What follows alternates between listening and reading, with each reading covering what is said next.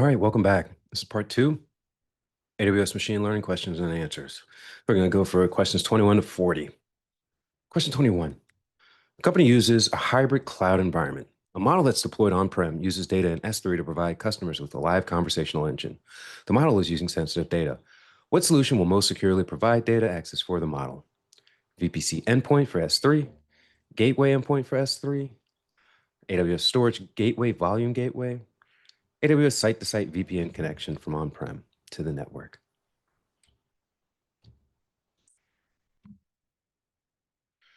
Answer is B. So the gateway endpoint with direct connect. This provides secure, private connectivity to S3. There's no internet exposure for sensitive data. Direct connect provides dedicated network connection. Gateway endpoint allows private S3 access within the AWS network. There's lower latency and higher bandwidth than with internet-based connections, and it's the most secured option for hybrid cloud S3 access. You can see the architecture on-prem to direct connect, VPC, gateway endpoint to S3. Why are the other options incorrect? The VPC endpoint. So VPC endpoints are for EC2 resources, not or in the VPC, not on-prem. Storage gateway. This is more complex, and it's not designed for direct machine learning model access. Site-to-site VPN uses the internet, so this is less secure than direct connect. Next question, 22. Company is using an AWS Lambda function to pre-process data for an ML model. Lambda function calculates metrics from the data. An engineer must configure the Lambda function to send an email notification when a calculated metric breaches a threshold. Which solution will meet this requirement with the least operational overhead? Log metrics from Lambda to CloudTrail, log metrics Lambda function to CloudFront with CloudWatch Alarm, log metrics Lambda function CloudWatch Alarm, log metrics Lambda function CloudWatch CloudFront rule. Answer is C. So CloudWatch Alarms, all right? So CloudWatch is AWS's native monitoring and observability service. So Lambda can easily publish the custom metrics to CloudWatch. CloudWatch Alarms can trigger on the threshold breaches, and the SNS integration can send an email notification automatically. There's near real-time alerting with minimal setup, and it's the least operational overhead. You can see that architecture with the Lambda to the custom metric, to CloudWatch, to the alarm, to SNS, which sends an email. Why are the other options incorrect? So CloudTrail is for API audit logs, not application metrics. And CloudFront is a cloud distribution service, not a monitoring or alerting service. Next question, 23. Companies use SageMaker to deploy a predictive ML model in production. The company is using SageMaker Model Monitor on the model. After a model update, an engineer notices data quality issues in the Model Monitor checks. What should the engineer do to mitigate the data quality issues that Model Monitor has identified?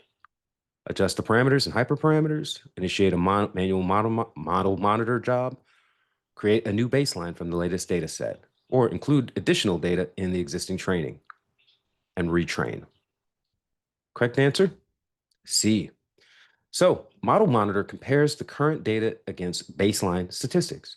After a model update, data distribution expectations may change. You can create a new baseline, reset the expectations to the current data patterns, and this ensures model monitoring detects true drift, not just model version differences. And the standard operational procedure is this after a major model update. So the baseline concept.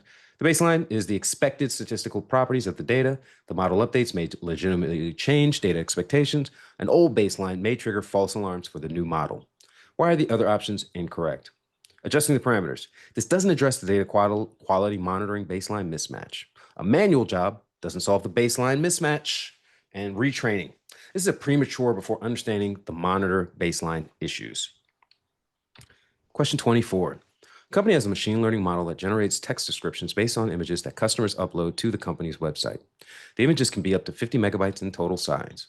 An engineer decides to store the images in an S3 bucket. The engineer must implement a processing solution that can scale to accommodate changes in demand. Which solution meets these requirements with the least operational overhead?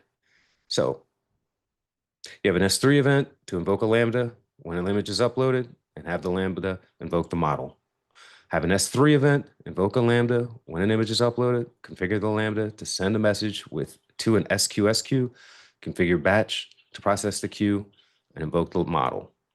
Configure S3 transfer acceleration to transfer the uploaded images to an EC2. Configure the EC2 to invoke the model. Configure data sync to transfer the upload images to an ECS cluster. Configure the ECS task to invoke the ML model. And the answer, B. So the S3 event will trigger the Lambda for an immediate response. This is the event-driven nature of the cloud. The Lambda has a 15-minute timeout and memory limits, may struggle with a 50 megabyte image and model inference. The SQS decouples ingestion from processing and improves resilience. AWS Batch can scale compute resources based on queue depth. It supports long-running machine learning inference tasks. It's fault-tolerant with automatic retries and is cost-effective using spot instances.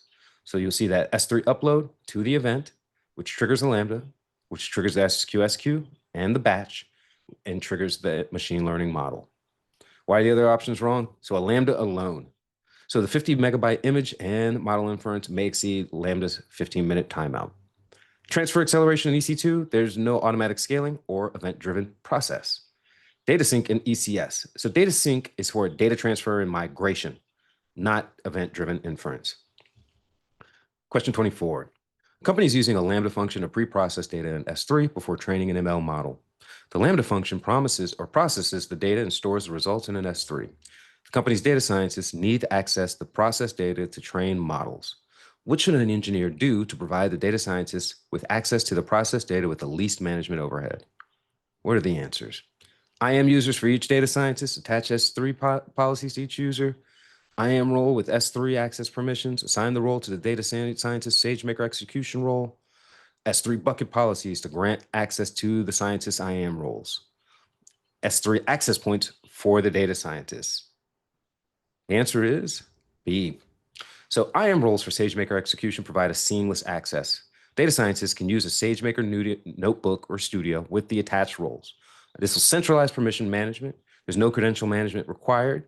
This follows AWS's best practices for securities, and it's the least management overhead. So you assign that role once, and it works for all SageMaker activities. Why are the other options wrong? So IAM users, this is not optimal. This requires manually individual credentials. So this is higher overhead. The role can be used throughout instead. Bucket policies. This works, but it's less flexible than a role-based access. RBAC is king. And then access points. This is overly complex for this use case. So operational overhead, that is a key. Question 26. A company runs a SageMaker domain in a public subnet of a newly created VPC. The network is configured properly, and engineers can access the SageMaker domain. Recently, the company discovered suspicious activity to the domain from a specific IP address. The company needs to block traffic from the specific IP. Which update to the network configuration will meet this requirement? Let's see the answers. Security group inbound rule to deny traffic from a specific IP. Create a NACL inbound rule to deny traffic from the specific IP. Create a shadow variant for the domain. Configure SageMaker inference recommender to send traffic from the specific IP to the shadow endpoint. Create a VPC route table to deny inbound traffic from the specific IP. B. So NACLs support explicit deny rules. Security groups only support allow rules, right? And it's reciprocal. This operates at the subnet level, protecting all resources in the subnet. This is stateless filtering to evaluate both inbound and outbound rules. Rules are processed in numerical order, meaning the lowest number first, and it's the best tool for blocking specific IP addresses. So remember the difference between security groups and NACLs. Security groups are stateful. They have allow rules only. NACLs are stateless. They have both allow and deny rules. Why are the other options wrong? So security groups cannot explicitly deny traffic. They can only allow it. The shadow variant is for model testing, not for network security.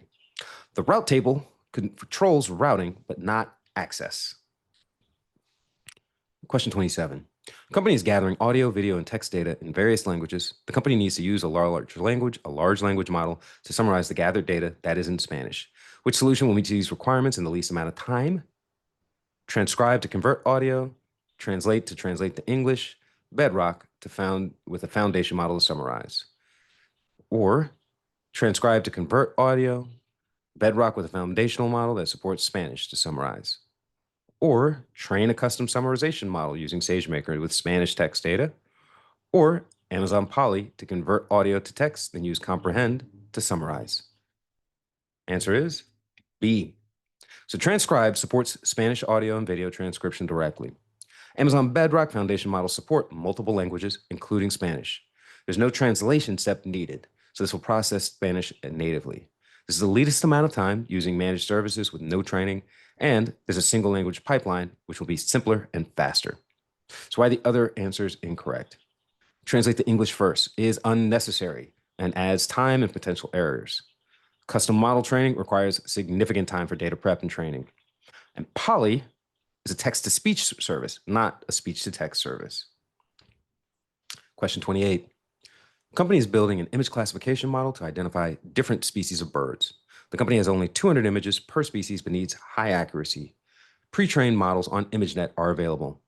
What is the best approach to achieve results with the limited data sets? Train a CNN from scratch using 200 images. Use transfer learning with a pre-trained ResNet model. Use data augmentation to generate 10,000 images, then train from scratch.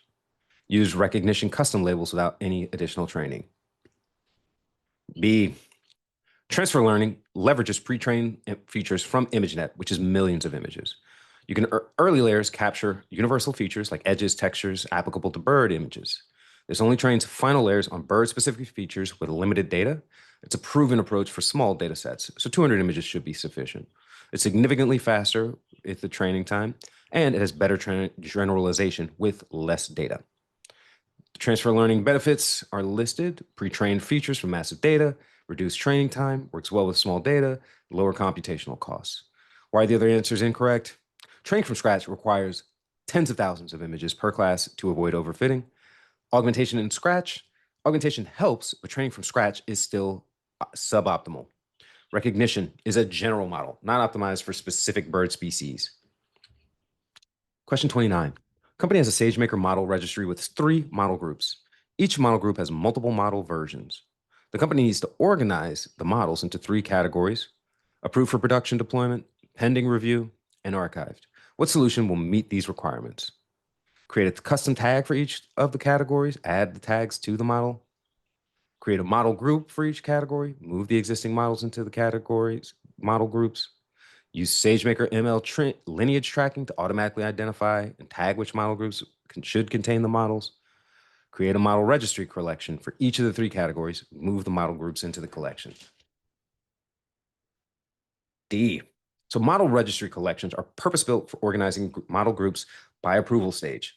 There's a native support for model governance workflows, so there's a hierarchical organization of collections to model groups to model versions. There's built-in approval state management and a clear separation of deployment stages. And you can see an organizational structure for this, for the collections, then different groups, and then the different versions. All right. And why the other options wrong? So custom tags, they don't provide structured organization for governance. Model groups per category breaks the existing model group organization. And then lineage tracking. This tracks relationships, not approval status organization. Question 30. Company plans to deploy a model for production inference on SageMaker endpoint. The average inference payload size will vary from 100 megabytes to 300 megabytes. Inference requests must be processed in 60 minutes or less. Which SageMaker inference option will meet these requirements? Serverless inference, asynchronous inference, real-time inference, batch transformation. B. So asynchronous supports payloads of up to 1 gigabyte, so 100 to 300 megabytes fits. This processing time supports up to 15 minutes per request, so under 60 minutes. The queue-based architecture uses SQS for durability. It auto-scales instances based on queue depth. It's cost-effective, so it scales to 0 when idle. And there's built-in retry mechanisms and dead letter queue. So the payload size limits you can see: 4 megabyte maximum for serverless, real-time 6 megabyte maximum. Asynchronous has that 1 gigabyte maximum. Batch transformation, there's no limit because it's S3 base. It's not restricted to time, but it doesn't meet the other parameters. Why the other option's wrong? Serverless. That payload is too small of a limit. Real time, payload limit and the 60-second timeout. And batch transformation is for offline batch, so it's not individual requests. Question 31. An engineer notices a class imbalance in an image classification job. What should the engineer do to resolve the issue? Reduce the size of the data set, transform some of the images in the data set, apply random oversampling of the data set, apply random data splitting on the data set. C, random oversampling. So this duplicates minority class samples. It balances class distribution for training. It prevents model bias toward majority class. It can be combined with data augmentation.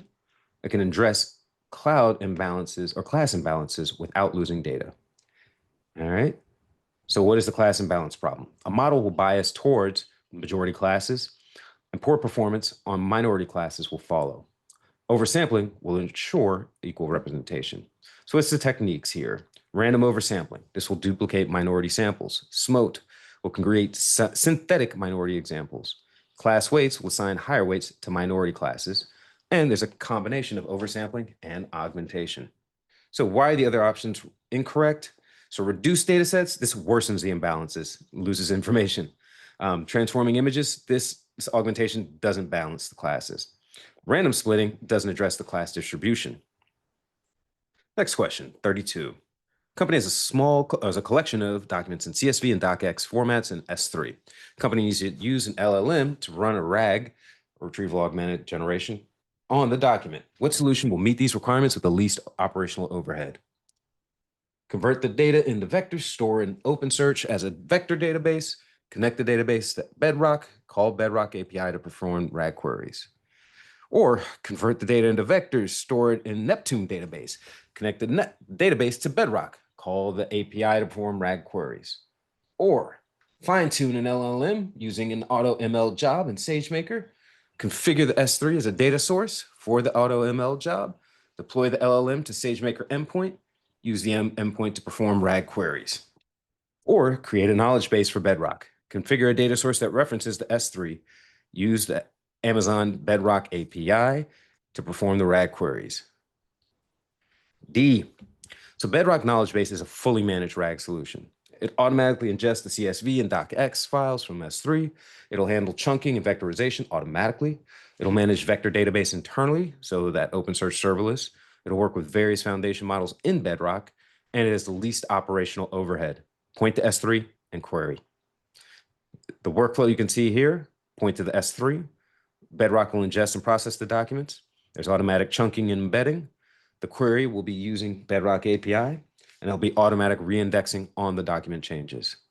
Why are the other options wrong? So manual OpenSearch requires manual vectorization and database management.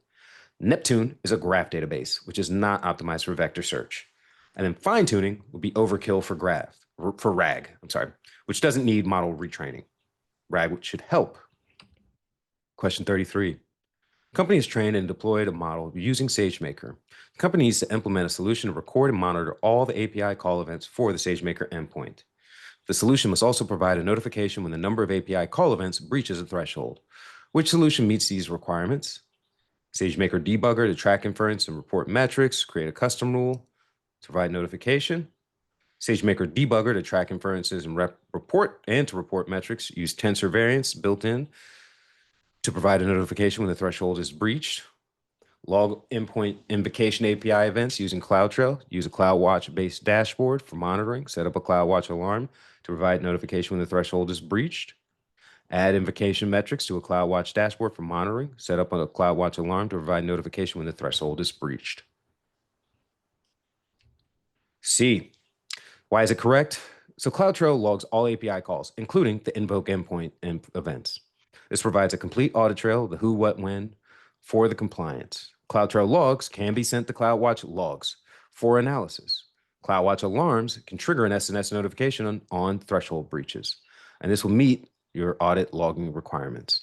And you can see that architecture below with the SageMaker endpoint to the API calls to CloudTrail, CloudTrail to CloudWatch logs, which just goes to the CloudWatch alarms and has an SNS notification. So why are the other options incorrect? So SageMaker Debugger is for model training, debugging, not endpoint monitoring. And invocation metrics only doesn't provide the full API event recording for audit. Question 34. Company has AWS Glue data processing jobs that are orchestrated by a Glue workflow. The Glue jobs can run on a schedule or can be launched manually. The company wants to be alerted when the workflow is in a failed state. What solution will meet this requirement with the least operational overhead? Create an event bridge rule to monitor Glue. Configure the event bridge rule to invoke a Lambda that sends a notification to SNS when the workflow fails. Or configure an event bridge rule to monitor Glue workflow state change. Configure the event bridge rule to send a notification to SNS when the workflow fails. Configure Glue to write logs to CloudWatch logs. Create a CloudWatch logs metric filter for workflow failure. Create a CloudWatch alarm based on the metric filter. Configure the alarm to send a notification to SNS topics. Configure Glue to write logs to S3. Use Athena to query the logs for workflow failures. Use QuickSight to create a dashboard that displays workflow failures. Configure QuickSight to send email notifications.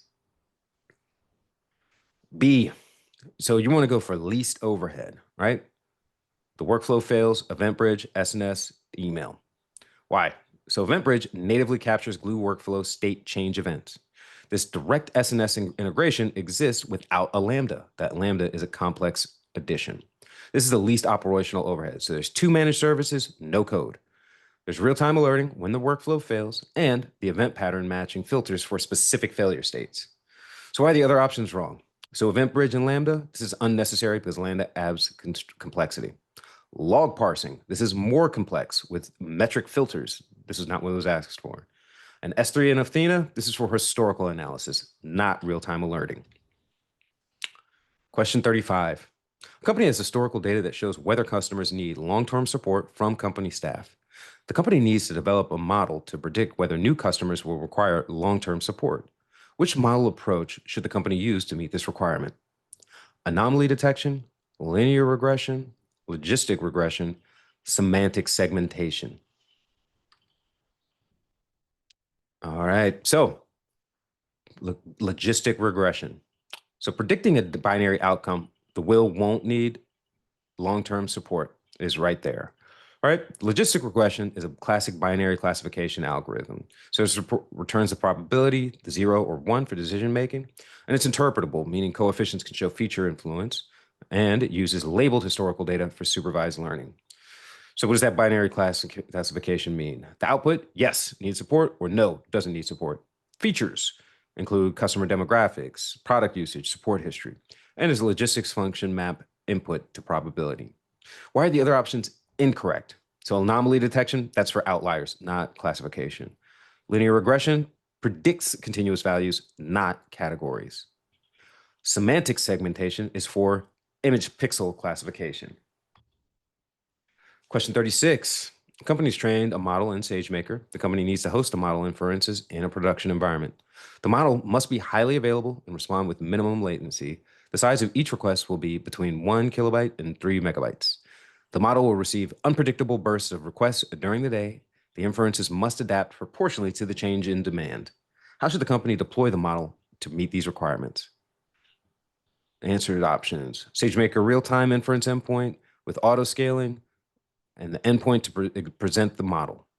Or deploy the model on ECS, use ECS scheduled scaling that is based on the CPU of the ECS cluster.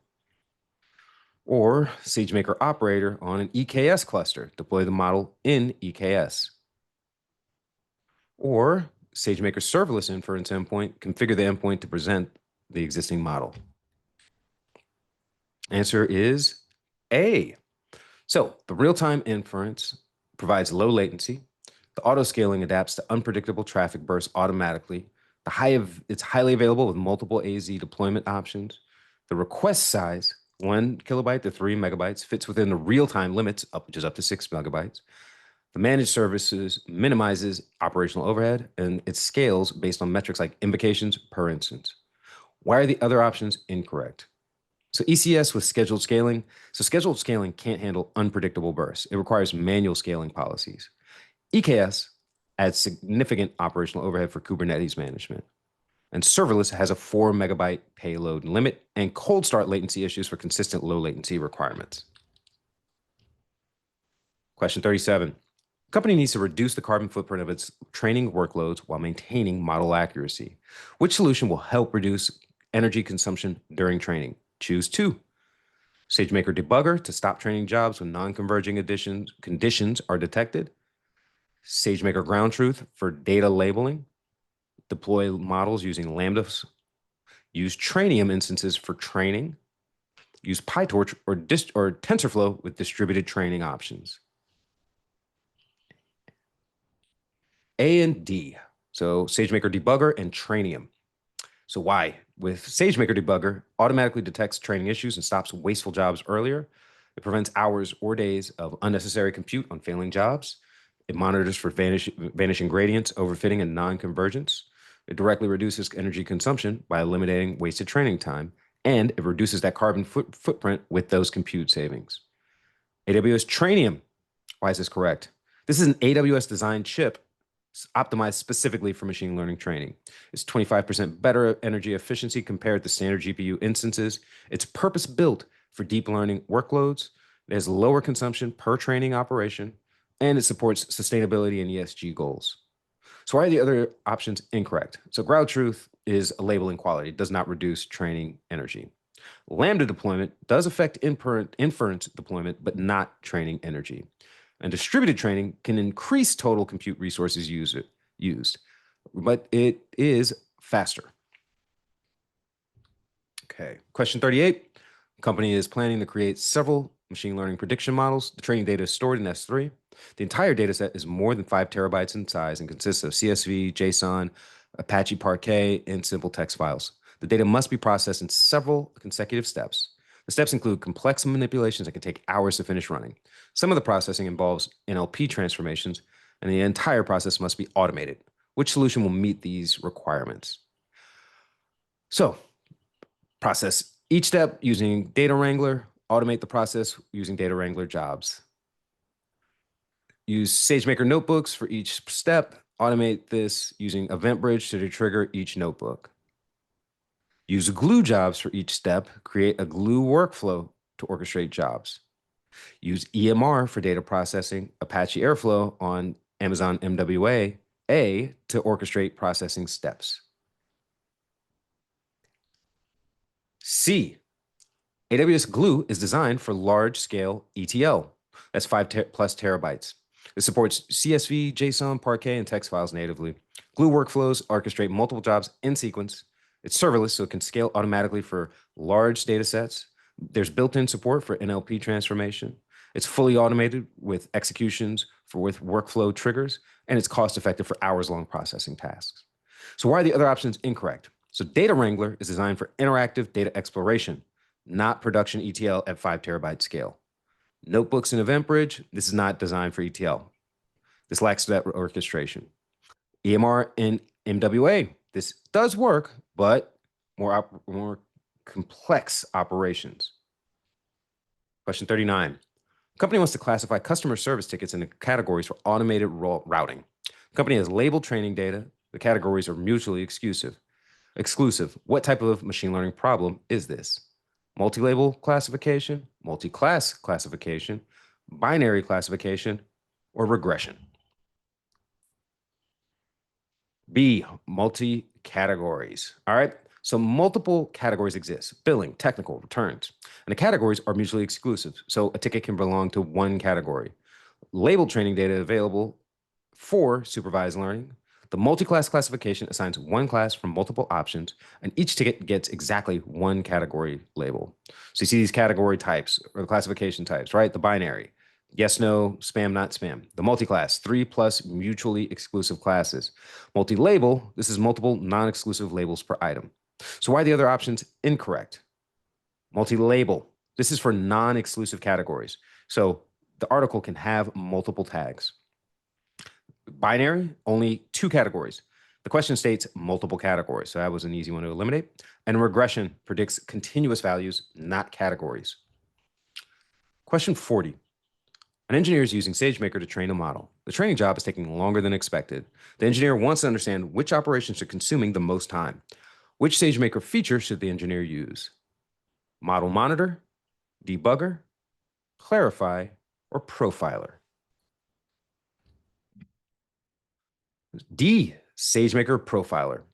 This provides detailed performance insights. So it shows time spent on different operations like data loading, forward pass, backward pass, and identifies bottlenecks in training pipelines, displays the CPU or GPU utilization metrics. It helps optimize training performance, and its integrated profiling dashboard is in SageMaker Studio. So why are the other options incorrect?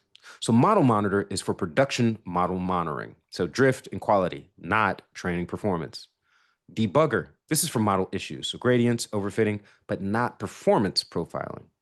And then clarify, this is for bias detection and explainability, not performance analysis. So that will be all for this one, questions 21 through 40. Before we go, hit the like button, subscribe, share this with anyone you know taking the AWS machine learning exam. Thank you. Have a good day.